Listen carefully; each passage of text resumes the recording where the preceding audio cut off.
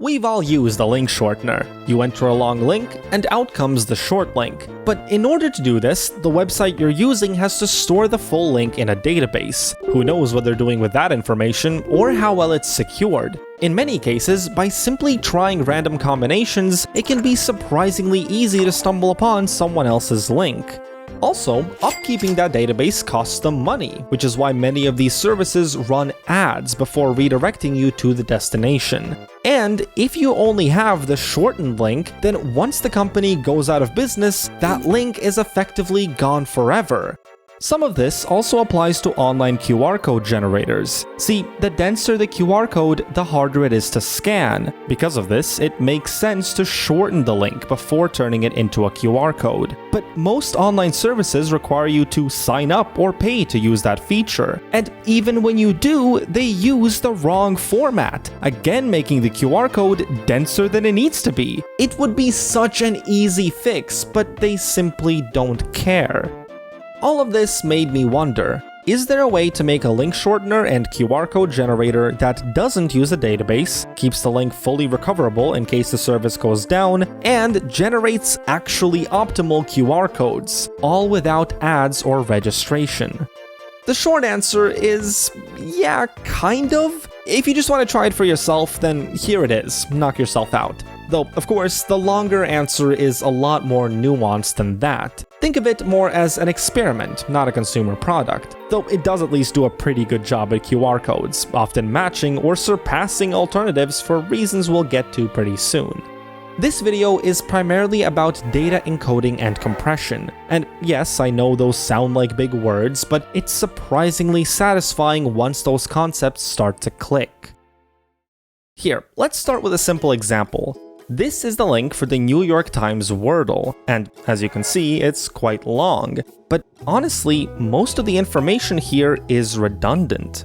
This HTTPS part at the start is the protocol, which for websites can only be one of two things, either HTTP or HTTPS. If you don't specify it, the browser will try both until one works. Then comes the www prefix. This is kind of going out of fashion nowadays, so many websites are set up to function just fine without it, and browsers will automatically add it if necessary. Lastly, the index.html segment at the end is once again redundant. If it's not present, many web servers will just add it back automatically. So already we've shortened the link by over 50% just by removing common fluff. But savvy viewers will point out that this is a lossy transformation. By removing these elements, we might break some links that do depend on them. So instead, we can compromise. Instead of writing HTTP or HTTPS in full, we can replace that with one bit. That's a 0 or a 1, representing which of the two options it is. Then, for the www part, we can again use a single bit, this time denoting the presence of that prefix. 0 if it's not present, and 1 if it is. We can do the same for the index suffix at the end, though this time I'll propose 3 common options. 0 if it's not present, 1 if it's index.html, and 2 if it's the less common but still prevalent index.php. At this point, you can also imagine adapting this technique for other parts of the link. For example, many websites end with .com. There's very little need to encode all 3 of those letters. In fact, there's a finite list of all possible top-level internet domains. So instead of writing it out letter by letter, we can use 1 for .com, 2 for .net, 3 for .org, and so on. And just in case, we can leave 0 empty for new domains that get introduced in the future. The big idea is that if we keep this up, we might not even need a database, because the compressed output would already be short enough as is. Of course, in reality, there's a limit to how much you can compress a link, and it has a lot to do with information theory and entropy, but long story short, there's a good reason why link shorteners use databases. That's just the correct approach for keeping outputs consistent. What we're doing here is mostly a gimmick, but if you want to find out how actual database-driven systems work, may I suggest boot.dev, the sponsor of this video. Look, I get it. Programming is intimidating, and learning programming sounds like a lot of work. And yeah, that's the point. It all depends on how much work you put in, and boot.dev knows this. Their job is to help you stay on track and make sure you've got the resources required to put in that work. You can get hands-on with programming in Python, Go, TypeScript, or yes, building databases with SQL. The courses are built by seasoned experts, as well as some fellow YouTube creators, all of whom know exactly what it takes to become a competent engineer. Boot.dev puts you in good hands. The way it works is you're given a bit of theory and an assignment. Then you complete that assignment, either by writing code in the browser or by typing commands in a real Linux terminal. Your work is then checked. If everything goes well, you move on. If you get stuck, you can take a look at the example solution, or you can ask for help in the Discord server. Or, depending on your ethical stance, you can also consult their AI mentor, but they don't shove that in your face. It's a simple idea, but thanks to the quality of the resources, it's very effective. You can try boot.dev right now for free, though if you intend to get serious about it, the premium plan is what unlocks the interactive lessons. And they have a generous 30-day no questions asked refunds policy, so there's literally no reason not to give it a shot. You can either click the link in the description or use the QR code on screen, which by the way is generated by the tool I made, and enter code PortalRunner to get 25% off when signing up for premium. Okay, so we already talked about optimizing common or redundant parts of the link, but what about the rest? These parts are certainly unique to the website, so this is where we have to zoom back out and take a look at those two fundamentals: encoding and compression. Encoding is the simpler one, so we'll start with that. If you take a closer look at a traditional shortened link, you'll notice that the unique part comes after the domain, usually preceded by a separating character such as a slash. Normally, this is the unique ID for the backend database, but in our case, it will contain the encoded and compressed contents of the full input link, so we'll call it the payload. There are 85 characters that are considered valid in this space, including uppercase and lowercase letters, numbers, brackets, and various other symbols. That is the alphabet of our payload, and the way it works is quite similar to number systems like hexadecimal or base 64. At the end of the day, all digital data is just a number, but instead of using only 10 digits, or 2 as in binary, we are using 85 digits. That might be a bit hard to visualize since most of us are not used to working with more than 10 digits, but the thing I want you to remember is that going from a smaller base to a bigger base reduces the written length of the number. For example, the domain, that is the part before the slash, only allows for one set of letters, numbers, hyphens, and dots. That is an alphabet of 38 characters, which is less than half of the payload's alphabet. By treating this string as a base 38 number and converting it to base 85, we can already save a few bits. Now, I'm sure some of you have run into a domain that isn't just letters and numbers, but that's because the web browser first converts it to the right character set before fetching the site. Under the hood, it is still letters, numbers, and hyphens. The important part is that by treating the payload as a number rather than a bunch of symbols, we can pack in way more data. Then, if I need to read a binary value, I can just convert that base 85 number to base 2, or binary. If I need to read a decimal value, I can convert it to decimal. If I need to read an English word, I can convert it to base 26, with one digit for each letter of the alphabet. This is still simplifying things a bit, so if you want to read the actual code behind all this, the link will be in the description. When it comes to the part after the domain, this too tends to have varying character sets. For example, the ID of a YouTube video uses base 64. If our algorithm can spot that and adjust the number base for that specific fragment, we can potentially save a few characters. The way I do this is by splitting the path into parts and detecting the most optimal alphabet to use for each segment. For example, this part is just lowercase English letters, so we can easily encode that using base 26. This part is just a decimal number, so we can encode that with base 10. Basically, the idea is to find the smallest alphabet that fits the given segment, and then prefix that segment with an index denoting the alphabet. This of course means that there's a cost to being too specific. If there are 8 possible alphabets, then every segment will start with a base 8 digit. But if we go overboard and make 100 highly specific alphabets, then every segment has to start with a base 100 digit, which is less than ideal. It's a trade-off, so I decided to stick with 8 common categories, each targeting some realistic scenario. The way the path is separated is also kind of interesting. Website links can consist of up to 4 parts: the host, the file path, the query parameters, and the hash value. Each of these serves a specific purpose and has specific separating characters, but encoding those individually is a bit wasteful. Instead, we can drop those separators and just mark where the segments change from one type to another. Now, in the best case scenario, this system works perfectly. A link like this with many predictable character sets reduces nicely. But what about more nuanced cases? Like, what if there's an uncommon character in the middle of a bunch of common ones? And so far, we've been assuming that the input is effectively random, but that's often not the case. Many blog or forum posts will have the title of the post in the link as plain English. And as many of you probably know, some English letters appear more often than others. What I'm getting at is some kind of system that can spot common patterns, and that is the job of compression. There are many ways to implement compression, but for something as small as a link, the most sensible approach is a fixed dictionary.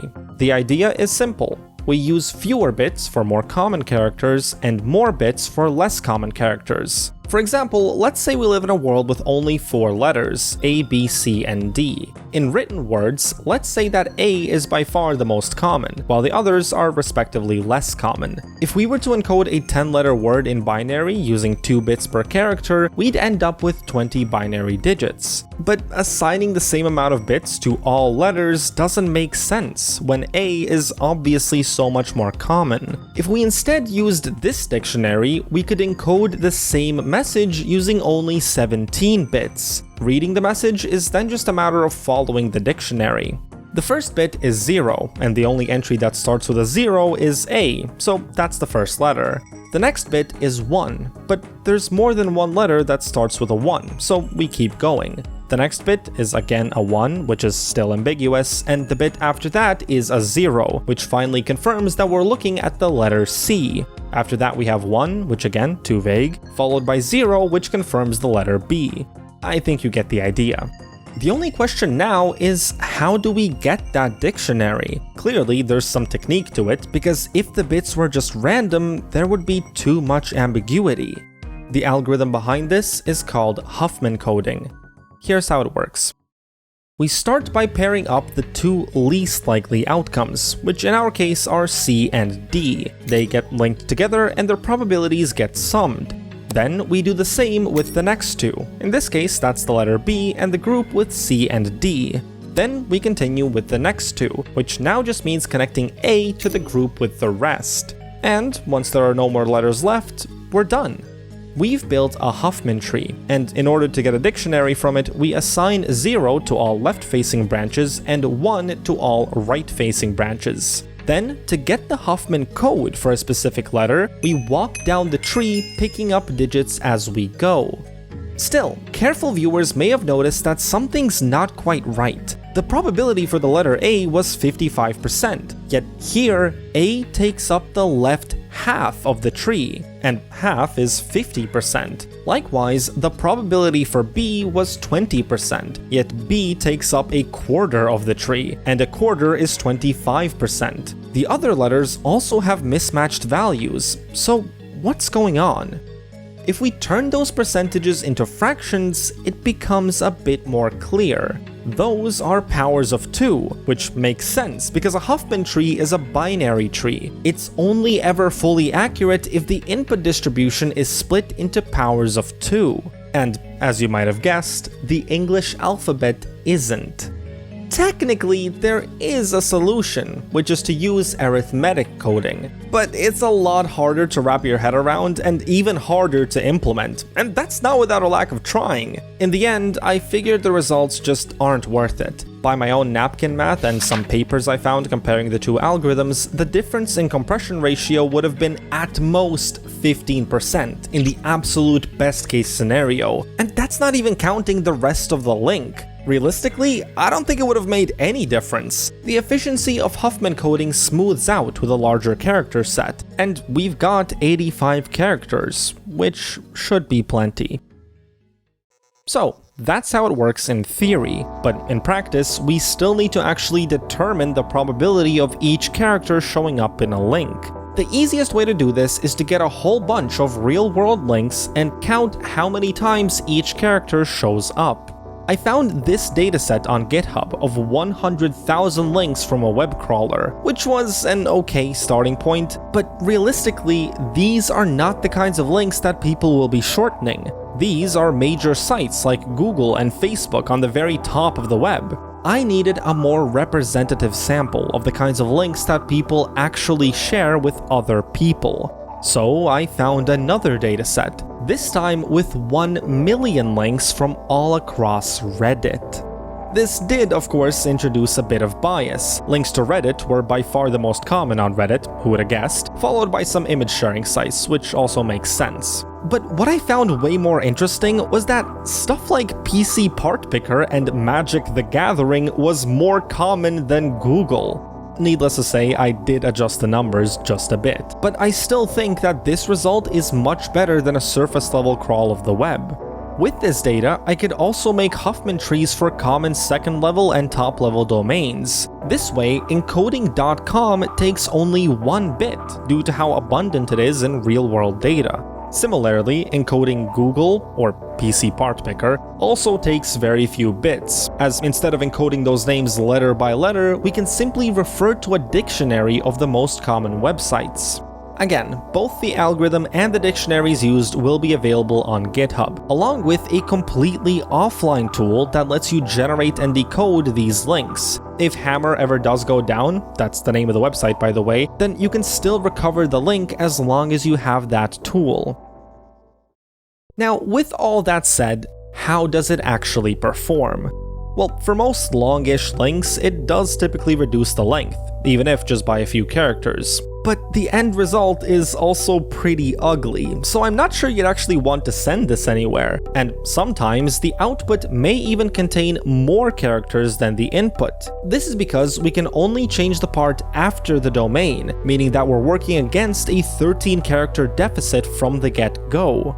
Technically, the URL can have Unicode characters, not natively of course, but the browser makes it work by converting those characters to escape sequences within the allowed alphabet. And let me tell you, there are a lot of Unicode characters. So if you remember how I said that converting from a smaller base to a bigger one saves on effective characters, then that same thing does apply here. The problem is that most Unicode characters are either special symbols you cannot type on a normal keyboard or letters from foreign languages. If I were to use this Unicode trick, it would have to be a subset that's common enough to be typable for most people and big enough to be actually worth it.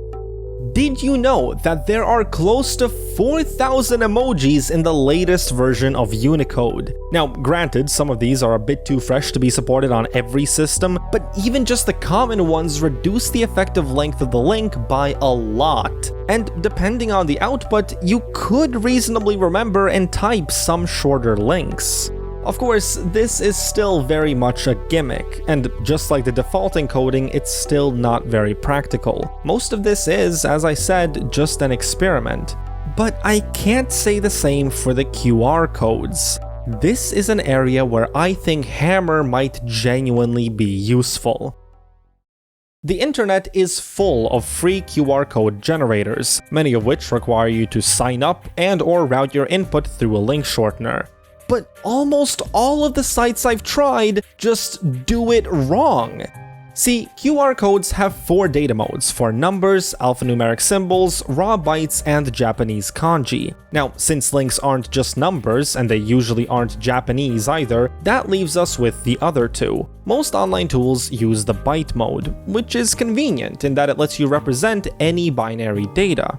But a byte is a base 256 digit. As we've already discussed, links are at most base 85. So by using byte mode for a link, they are wasting space on literally every character. And this isn't even a hard thing to fix. In many cases, all you have to do is just change the link to uppercase, and the QR code will automatically use the alphanumeric set. Sure, this doesn't always work because not all links work in uppercase, but they could have at the very least made their internal link shorteners use uppercase characters. But they don't! They're in lowercase, which forces them to use the much less efficient byte mode. For QR codes, Hammer switches its output to use the exact alphanumeric character set supported by QR codes. Depending on the input, Hammer's QR codes can actually be just as small or even smaller than the ones generated by other online tools with real link shorteners, simply because someone actually paid attention to how these things work instead of cloning an open source tool and putting a subscription model on it. Yes, I am a bit upset. What gave it away? The last thing I want to talk about is how I actually got the domain for this thing. Obviously, if you're building a link shortener, you want the base of the link to be as short as possible. 4-letter domains like this one are very hard to come across these days, especially for reasonable prices. My strategy was to sift through Cloudflare's domain rankings in reverse order, checking the availability of each one. The idea was that less popular domains probably won't have all their 4-letter slots sold out yet, and after I found one that worked, I just had to come up with a memorable name that wasn't already taken. And I think Hammer is a pretty good fit for a website focused on aggressively compressing links. In case you're curious about how far this idea can be pushed, a friend of mine actually made a small transformer model that compresses the links even more aggressively. Now, granted, this does require loading nearly 300 megabytes of model data and doing a little bit of compute client-side before you can decompress even a single link, but the results are far better than anything I could do by hand. So if you want to check out that version, or my project, then the links will be in the description. Down there, you'll also find a link to boot.dev. Seriously, if you have even a mild curiosity for coding or software engineering, go check them out. A bunch of their stuff is free for life, and even the premium plan is refundable within 30 days, so there's no excuse to not at least try it out. Alright, I'll see you around. Thanks for watching.